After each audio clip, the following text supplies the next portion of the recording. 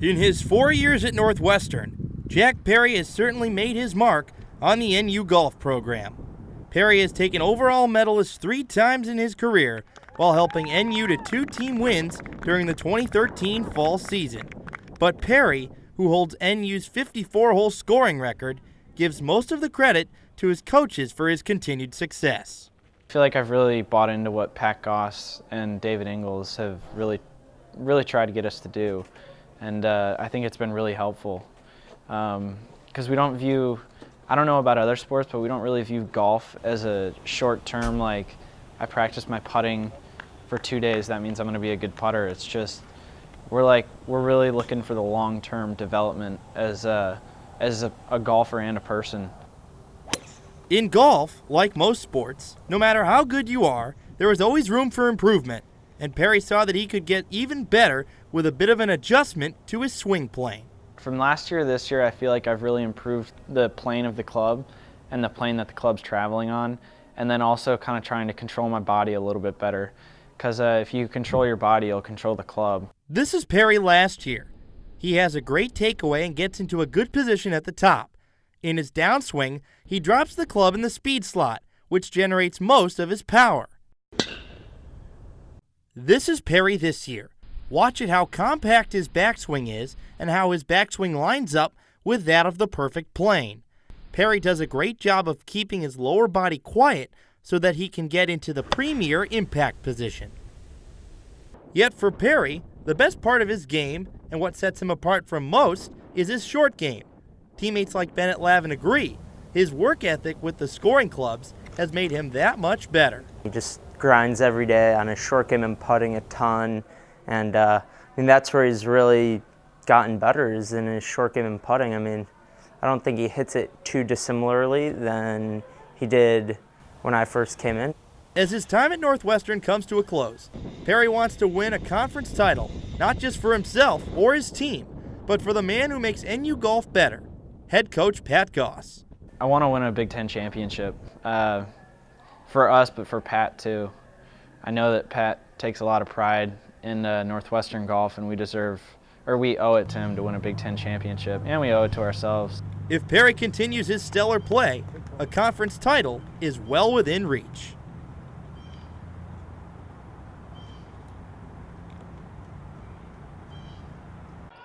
The untrained eye sees the attack as the key to success in volleyball. But what about the serve? Some might argue it's one of the most important parts of the game. Serving is definitely something we focus on. I mean, you can really control the match and dictate how the other team is passing and how you set up your defense if you have an aggressive serve. Many servers just get up and hit it, but Monica McGreal has an intricate serving routine.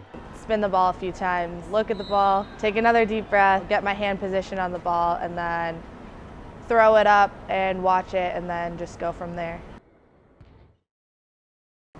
Different servers have different ways that they go about setting up to their serve and delivering their serve. And depending on the player, it all depends on their velocity, spin, and angle of attack. I used to serve from closer, but it wasn't really that effective, so by stepping back, it gives the ball definitely a lot more float. And as a passer, I know what serves are the toughest to pass, and the deep float is definitely the hardest. Nita's ball's serve is the epitome of finesse, while McGreal's serve is the epitome of power and aggression. I would say mine isn't the most consistent serve, but I think it's definitely one of the most aggressive. So who's got the best serve on the team? If you witnessed a match at Welsh Ryan this year, the answer is quite obvious. Definitely Monica has a really tough serve. It's awesome, and it's really hard to pass.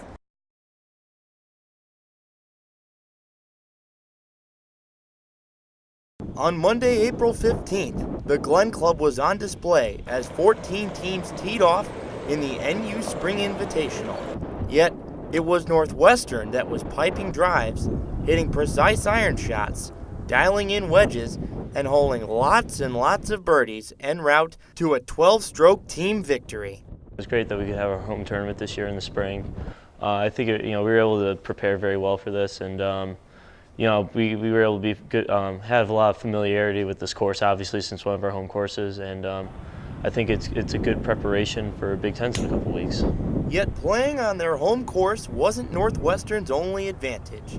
Windy conditions in the morning, to go along with pouring rain and more wind in the afternoon, hurt the 13 other teams' scores and morale. But it played well into Northwestern's favor. I sort of welcome it when it starts raining, especially if I'm already playing badly. I think it sort of evens out the field quite a lot. So yeah, it's really good. I really enjoy playing in bad weather. I mean, I think that's the attitude you got to take too. You got to relish it. You got to really enjoy it. Yet nobody enjoyed it more than junior Jack Perry, who during the tournament set the Northwestern 54-hole scoring record with rounds of 67, 67, and 66. Yet based on his short game, nobody's surprised by the result. His short game has to be one of the best in the country of all college players. It's really unbelievable. I tell him basically every time I play with him that his short game and putting is just unbelievable. There is no doubt that Perry is on fire, but the emphasis is on the team. Lasoli, the lone senior, knows that the whole team has to see where they need to improve and take the preparations necessary to bring home a Big Ten title against a very strong Big Ten field. You know, I think the key is to just kind of keep continually improving over these next 2 weeks. You know, we're going to play this tournament, and then we're going to sit down and figure out, you know, how our games are at, where it needs to get better, where the improvement needs to be, and just kind of fine tune over these next 2 weeks, and you know, just so we can gear up and be at our top level for Big Tens. From the Glen Club in Glenview, Illinois, I'm Greg Mroz, NNN Sports.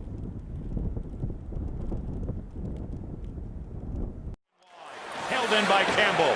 Downstairs for Boland. Counted for Buckland. And he scores!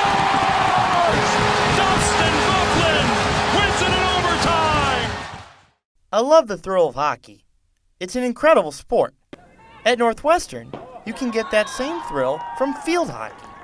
I didn't know much about the game at all, but it looked fun, so I decided to try my hand at it with the help of senior field hockey player Kaylee Pohlmeyer, who was willing to teach a clueless young lad a bit about her sport.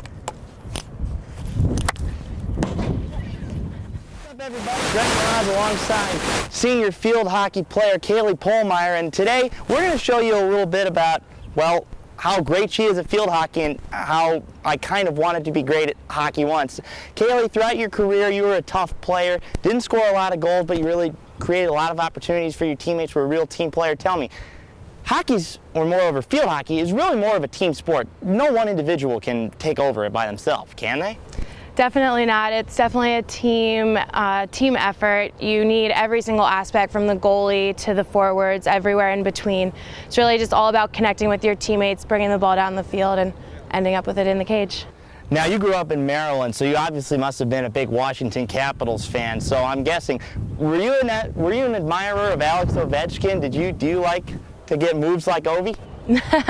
I actually grew up as a Capitals fan. I was neighbors with the goalie Bill Ranford at the time when he played back there, and yeah, I used to play street hockey back in the day, and I think that translates over to field hockey as well. Okay, I knew already she was one tough cookie, and that she had passion just like Bill Ranford did. But how did it all work? Field hockey, I had always assumed, was just like regular hockey, except with no ice, no checking, and sticks that looked like the letter J. Yet, to be able to truly understand the game, I had to learn the rules and techniques, and I quickly remembered one of the most important rules from the 10 minutes of rule study I did the night before. So field hockey is a little bit different than regular hockey, because I'm looking at the stick here, and unlike a regular hockey stick, there's only one side. So in the rules of field hockey, you're only allowed to shoot with your right side. So Kaylee, how does that really change the game and how you shoot a ball towards the net? You more just have to get it on the right side of your body before you can shoot, but you can also, if you want to bring it to the other side, you still have to use this side, but you can come around and do a reverse chip. So it's pretty much a penalty anytime the ball will hit the rounded side of the stick. Correct, yes. Does that make it pretty much impossible for left-handed players to play the game? It doesn't. You actually get most of your power from your left hand. That's where you do all your controlling, so left-handers actually have a bit of an advantage. Now it was contest time, but it was her home turf. She was setting the rules of our little game. All right, so we're gonna do 10 shots so you can make the most out of it. I've spent the past 5 years of my life out on this field shooting at the cage, so we'll see what he's got. I don't know. All these hockey players think, you know, they can do anything they can to get the ball in the cage. We can only use this side of the stick, so it's a little bit harder to play field hockey, but we'll see. I'm not scared. I got real hockey in my blood. Granted, none of my family members actually played hockey, and I don't even know how to skate. But I think we're still gonna have fun. I'm gonna break out the old spinorama. Let's see how it goes. Oh no, that was a bad start. We have to show that one. Yes, we do, Kaylee. Come on, dog. Show some humility.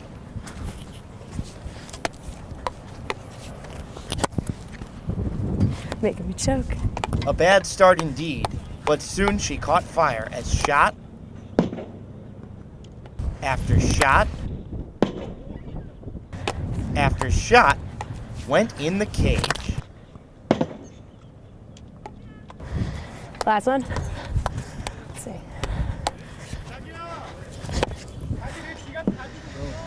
So Kaylee got 6. Considering she played Division I hockey, field hockey that is, pretty good. Let's see if I can do a little bit better. I highly doubt it though, but I got the power of the Indian on my side. Nope, can't use that side. The goal's right in front of you, remember? That was the empty goal, and for most of my early going, it remained empty.